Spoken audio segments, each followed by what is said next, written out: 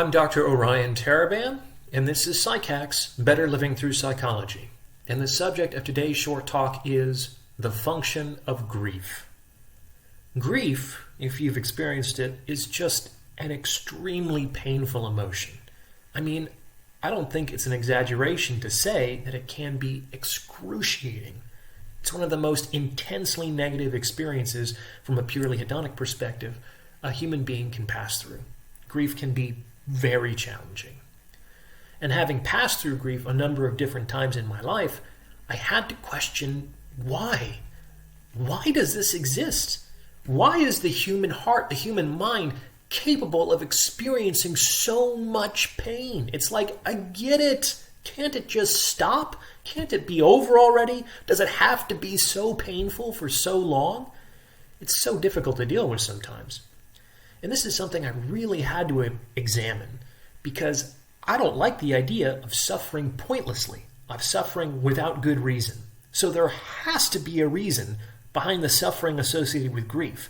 At the very least, a reason from an evolutionary perspective, because if grief had no function, it would have been selected out a long time ago. And this is what I was able to come up with. Basically, grief has to be painful. It has to be as painful as it is because its function is to force a person to stop. It has to be so painful that it causes life to more or less grind to a halt. Anything less painful would not cause a person to stop.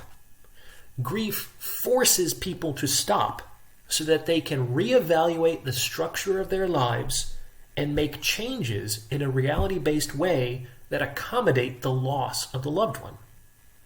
What does this mean? We can all understand rationally, intellectually, that someone is gone.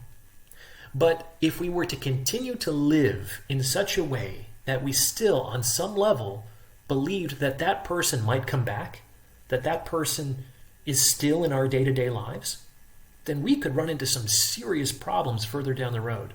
For instance, we might count on a source of support that wouldn't actually be there when we really needed it. So the point of grief is to disrupt habit. The habits that we had created over time in relation to the lost loved one. Its role is to force us to examine these habits that have been integrated into the structure of our lives and to make more intentional, conscious choices moving forward. That way, we can develop a new structure to get our needs met without relying on the lost loved one anymore.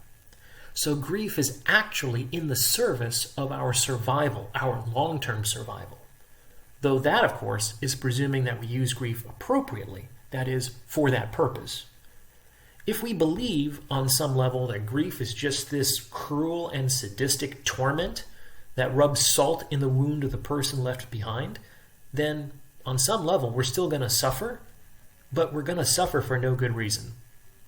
So this is the possibility for grief to redeem our lives. I hope this helps. In the meantime, if you'd like to suggest a topic for a future episode, or you'd like to schedule a consultation, you can reach me at psychackspodcast@gmail.com. Thanks for listening.